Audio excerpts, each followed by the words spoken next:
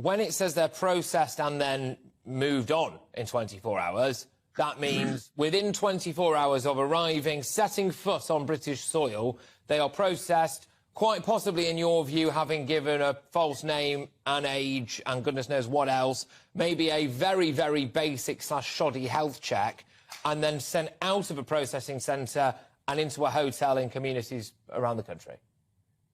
Yeah, that's about right. Right. That's it. A concern, is it not? Oh, blimey, it's a huge concern. But we're really... the problem is we've got too many people arriving too quickly and overwhelming the resources that we've got to deal with it. And it's that simple, Patrick. So processing someone as opposed to in 24 hours, but now legally being allowed to take 4 days. I appreciate there was overcrowding that was taking place at Manston for the obvious reasons, frankly, and that meant that those people were taking longer there. But now legally to be allowed to be given 4 days, is that enough time? No, it's not. It's not enough time. We need a much longer period, but 4 days is better than 24 hours. Why do you need longer than 4 days? What is it that would have to be done in a longer period of time? An in-depth interview, basically. You need a bigger interview.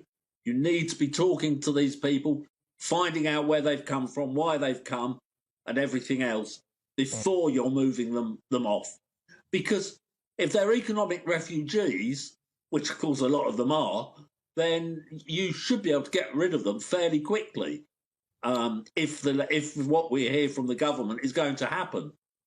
Well, the other element to this is, under our current system, presumably, as you're saying, in your expert view, that the interviews are a bit wishy-washy, not necessarily particularly great health checks or any kind of rigour when it comes to this stuff. Presumably, what we are doing now is willingly allowing economic migrants to stay and be moved on to hotels. From once they get to a hotel, then they're still being processed once they're there, aren't they? They're not all accepted.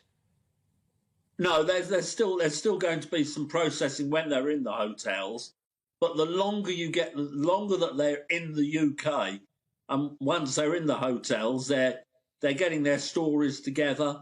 They're speaking to their colleagues. They're hatching up the lies that they're going to tell us, and I'm sorry to say that, but that's exactly what's happening. And it's making it more and more and more difficult for Border Force.